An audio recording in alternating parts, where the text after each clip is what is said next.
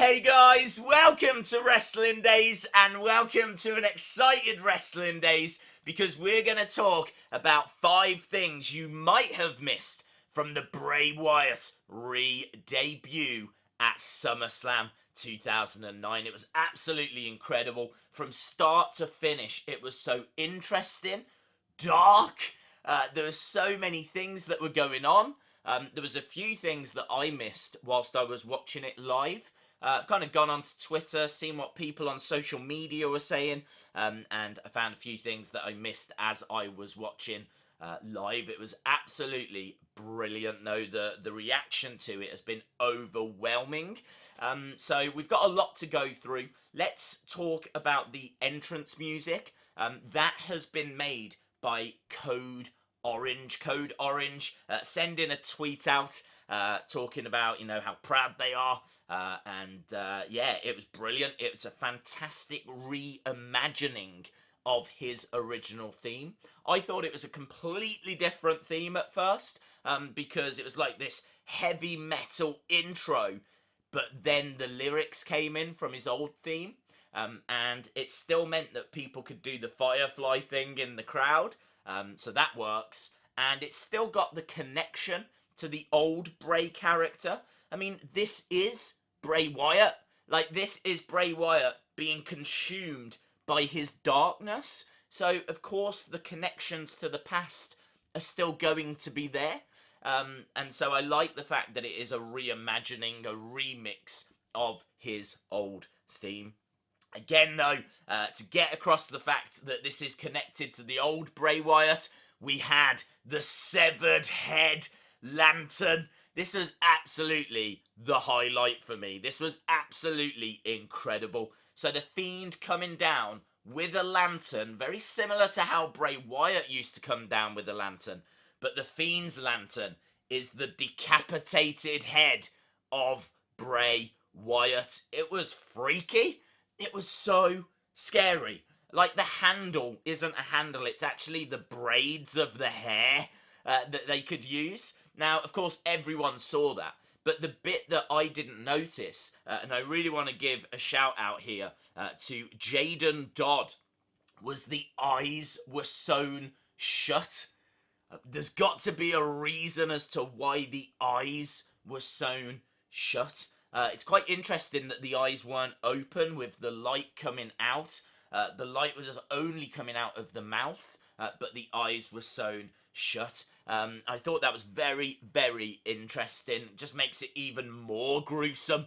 The fact that clearly the head went through some kind of a process. Next up, we've got Craig Mosty, who on Twitter reached out to say that there was a lot of Undertaker references. I wasn't listening to the commentary, but apparently Undertaker is mentioned in the commentary a bit. And not only that, at the very end, the Fiend turns around and looks over his shoulder, very reminiscent of how the Undertaker does that. So I'm not sure if there's connections there on purpose. Are we building towards a feud with the Undertaker? Is the Fiend mimicking the Undertaker's mannerisms? It's very, very interesting. That is definitely a dream match for people. We saw Bray Wyatt against the Undertaker. This is not the same entity. This is a completely different character. The Fiend versus the Undertaker, I think, would end in a very different result. And to get across that this wasn't Bray Wyatt, the graphic on screen said The Fiend. It didn't say Bray Wyatt. There was no mention on screen of Bray Wyatt. It said The Fiend.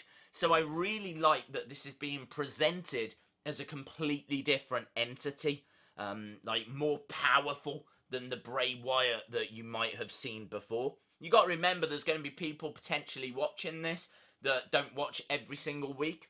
They tune in for the odd show. They tune in for WrestleMania. They tune in for SummerSlam. This is going to have blown their minds. And it's also going to have got across the fact that this is Bray Wyatt, but this is not Bray Wyatt. Also, whilst we're talking about the entrance music, there's hurt, heal, mentioned at the start of the entrance theme. Actually, I think throughout. That's kind of like the chant, if you will. Hurt, heal. And it's really cool. Again, that passed me by whilst I was watching live, but thanks to social media, people talking about it, I was able to go back and you can clearly hear that's what they're chanting. It's really, really cool. The final thing that I wanted to talk about is the moves that the Fiend used in the ring. He's a brawler, as you might imagine. He hasn't turned into a luchador. And headbutts I thought were really cool. But there was also a neck snap, a head snap that he did to Finn Balor. It's a real signature move. It was a real key moment in the match. Kind of, it took his time, like paused for a second before doing it. He didn't know what he was going to do. And then he did this neck snap that we've not really seen before. It looked quite brutal. It fits the Fiend perfect. And then, of course, the mandible claw put Finn Balor away. This wasn't like a total squash. Finn Balor definitely got a little bit of offense in. But yeah, this was all about the Fiend. The Fiend wasn't troubled too much. And I think the neck snap, the headbutts, the mandible claw, it all fits this character absolutely perfectly. And that's it, guys. Those are just 5 things. There might have been more in there, I'm not sure, that I noticed or saw afterwards people talking about online. Let me know your thoughts down in the comments below.